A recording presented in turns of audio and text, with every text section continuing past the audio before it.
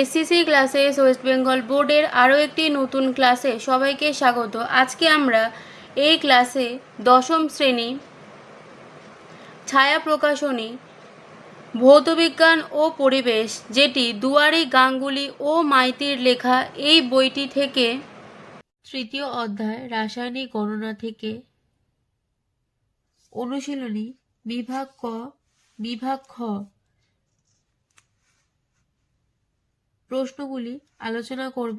এখানে বিভাগ ঘ দেওয়া আছে, যেটা কিনা হবে বিভাগ গ।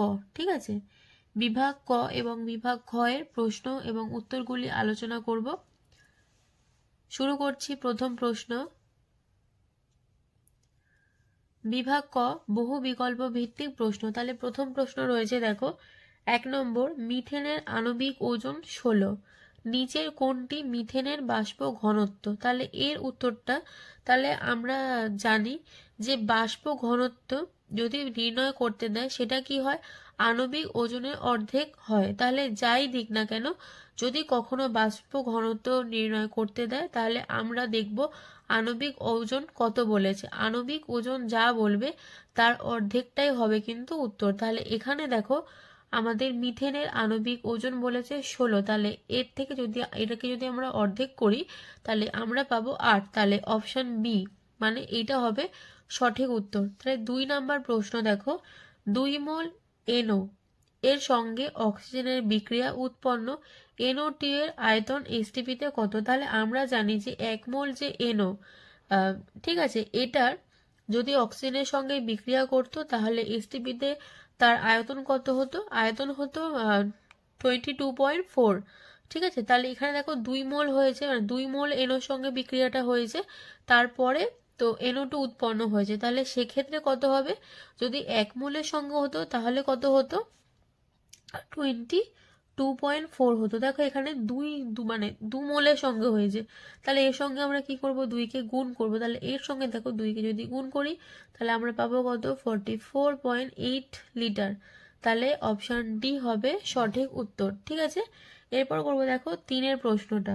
তাহলে 3-এর প্রশ্ন কি, 12 গ্রাম কার্বনের দহনে যে পরিমাণ কার্বন ডাই অক্সাইড উৎপন্ন হয় STP-তে তার আয়তন হবে, STP-তে তার যে আয়তন সেটা কত হবে? 22.4 লিটার হবে। ঠিক আছে, 22.4 লিটার কিন্তু হবে উত্তরটা। কারণ দেখো এখানে 12 গ্রাম কার্বনের দহনে CO2 উৎপন্ন হয়েছে। এই যে CO2 সেটা হলো কত? 1 মোল।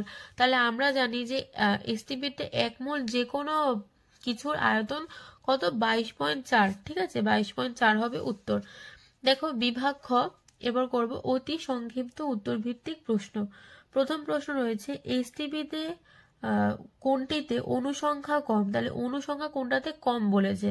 তাহলে 2 গ্রাম হাইড্রোজেনে কম নাকি 2 লিটার হাইড্রোজেন গ্যাসে? ঠিক আছে, তাহলে এখানে দেখো দুটো জিনিস বলে দিয়েছে, একটা হচ্ছে 2 গ্রাম হাইড্রোজেন, আরেকটা হচ্ছে দেখো 2 লিটার হাইড্রোজেন। তাহলে দেখো 2 গ্রাম হাইড্রোজেন এবং 2 লিটার, এখানে কিন্তু একটা অনেক বড় পার্থক্য লক্ষ্য করা যাচ্ছে। সে যাই পার্থক্য লক্ষ্য করা যাক, তাহলে আমরা দেখে নিই কি হবে উত্তরটা। 2 গ্রাম হাইড্রোজেনে কি থাকে বলতো? 2 গ্রাম হাইড্রোজেনে অ্যাভোগাড্রো সংখ্যক অণু থাকে। কি থাকে? অ্যাভোগাড্রো সংখ্যক অণু থাকে।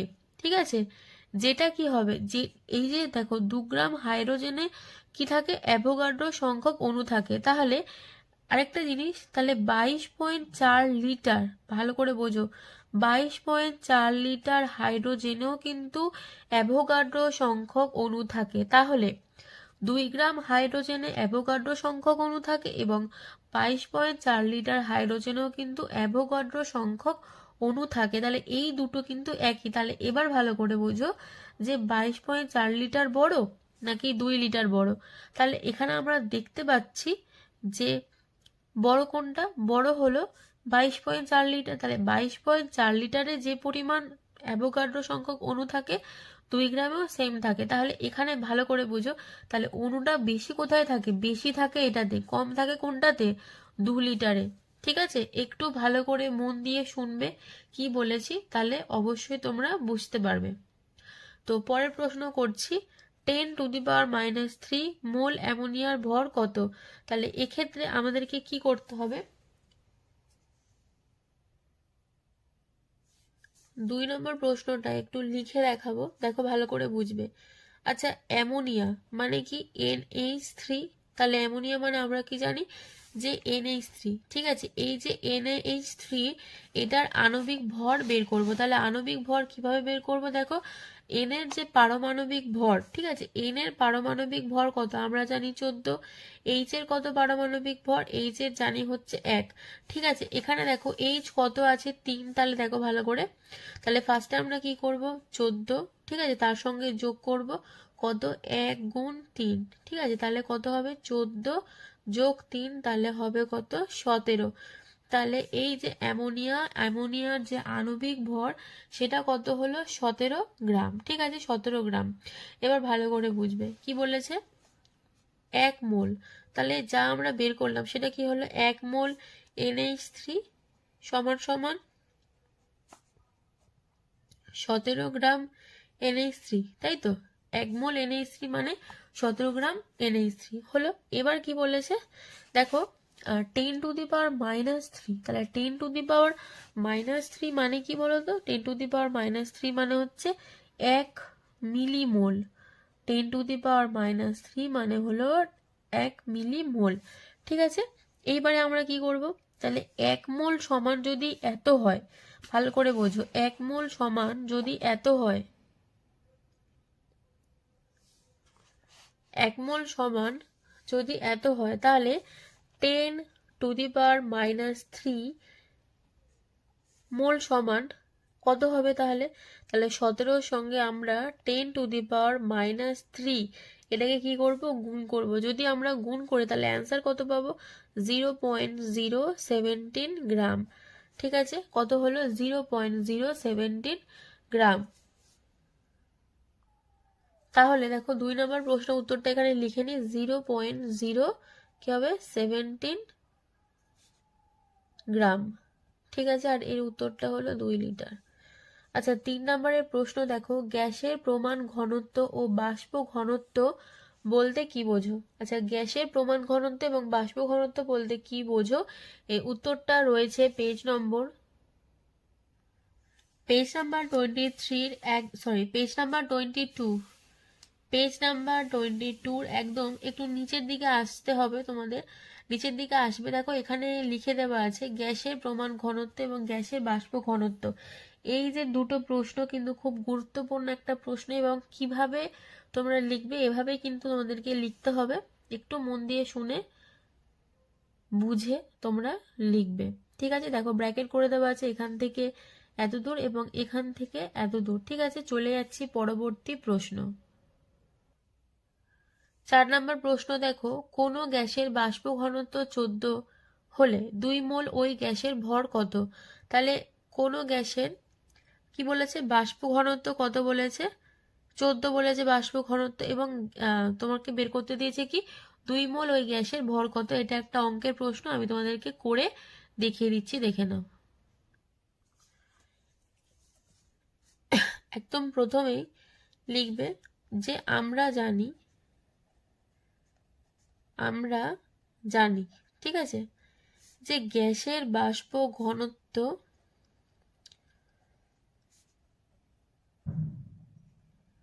আমরা জানি গ্যাসের বাষ্প ঘনত্ব সমান সমান কি?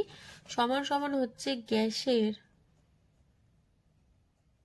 মোলার ভর। ঠিক আছে, গ্যাসের মোলার ভর ডিভাইড বাই কিন্তু 2। তাহলে এটা হচ্ছে আমরা জানি, এটা হচ্ছে কি আমাদের কিন্তু একটা সূত্র। তাহলে এখানে ভালো করে বুঝবে, গ্যাসের বাষ্প ঘনত্ব কত দিয়ে দিয়েছে? আমাদের দিয়েছে 14। ঠিক আছে, এটা দিয়ে দিয়েছে।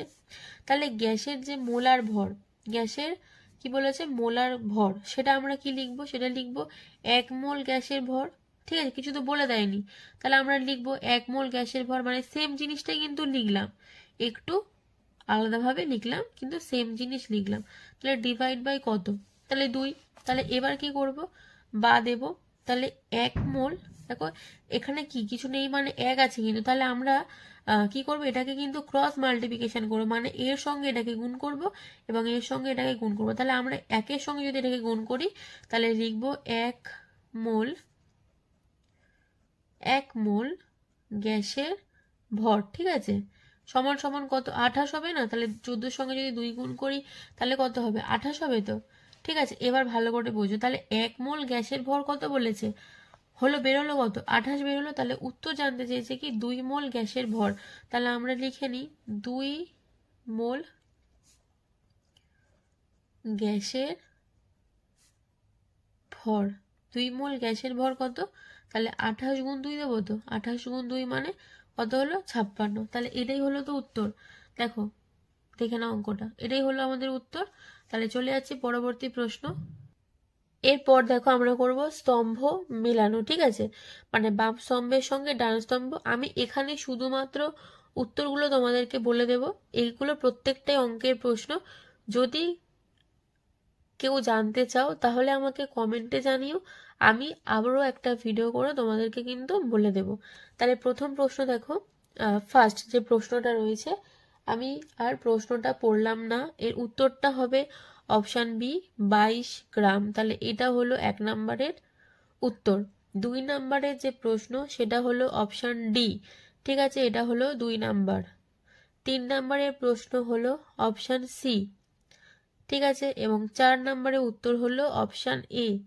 ঠিক আছে, আমি আবারও বলছি, যদি কেউ জানতে চাও তাহলে আমাকে কমেন্টে জানিও, আমি আলাদা করে ভিডিও বানিয়ে তোমাদের জন্য দিয়ে দেব।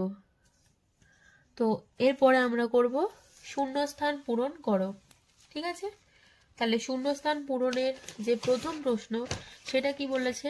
1 নাম্বার দেখো, গ্যাসের আণবিক ওজন সমান সমান 2 গুণ কি হবে? গ্যাসের বাষ্প ঘনত্ব। দেখো, প্রথম অঙ্কর ক্ষেত্রে কিন্তু আমি বলেই দিয়েছিলাম কি হবে উত্তর। তাহলে কি হবে? গ্যাসের বাষ্প ঘনত্ব। ঠিক আছে, এবার দেখো 2 নম্বর প্রশ্ন, এসটিপিতে যে কোনো গ্যাসের 1 মোল অণুর আয়তন কত? মানে যে কোনো গ্যাস, ঠিক আছে, যা পারে হোক, যে কোনো গ্যাসের আয়তন কত হবে? 22.4 লিটার। ঠিক আছে, 22.4 লিটার হবে কিন্তু উত্তর। 3 নম্বরের প্রশ্ন দেখো, চুনা পাথরের তাপ বিয়োজনে ড্যাশ এবং কার্বন ডাই অক্সাইড উৎপন্ন হয় CaO। ঠিক আছে, CaO। এরপর আমরা করব দেখো সত্য এবং মিথ্যা নিরূপণ করো। তাহলে প্রথম প্রশ্ন দেখো, একই চাপ ও উষ্ণতায় সব গ্যাসেরই মোলার আয়তন একই হয়। এই উত্তরটা হবে সত্য। ঠিক আছে, কি লিখবো? সত্য। পরবর্তী দুটো প্রশ্ন করে দেবার আগে সবার কাছে একটাই অনুরোধ, ভিডিও যদি তোমাদের ভালো লাগে তাহলে সবাই লাইক, কমেন্ট এবং সাবস্ক্রাইব করবে এবং নিজের বন্ধুদের মধ্যে ভিডিওটা শেয়ার করবে। প্রথম অধ্যায় পরিবেশের জন্য ভাবনা, দ্বিতীয় অধ্যায় গ্যাসের আচরণ, তৃতীয় অধ্যায় আজকে তোমাদের জন্য সমাধান করছি রাসায়নিক গণনা। পরবর্তী পার্ট অর্থাৎ পার্ট 2 বিভাগ গয়ের গাণিতিক প্রশ্ন পরবর্তী ভিডিওতে আমরা নিয়ে আসব। এবং 8.1 পর্যায় সারণী 7 নম্বর চ্যাপ্টার, প্রত্যেকটা অধ্যায় কিন্তু আমাদের সমাধান করে দেওয়া আছে। তোমরা ডেসক্রিপশন বক্সে তার লিঙ্ক পেয়ে যাবে, অথবা প্লেলিস্ট চেক করে তোমরা কিন্তু দেখে নিতে পারো। তাহলে পরের প্রশ্ন শুরু করছি। 2 নম্বরে, এসটিপিতে 22.4 লিটার কার্বন মনোক্সাইড এবং 22.4 লিটার নাইট্রোজেনের গ্যাসের ভর সমান। এই উত্তরটা হবে কিন্তু ঠিক। 3 নম্বরে, বাষ্প ঘনত্ব একটি একক বিহীন রাশি। কি বললো? একক বিহীন রাশি। এই উত্তরটাও কিন্তু হবে ঠিক। শেষ করলাম আজকের ভিডিওটি। সবাই ভালো থেকো, ধন্যবাদ।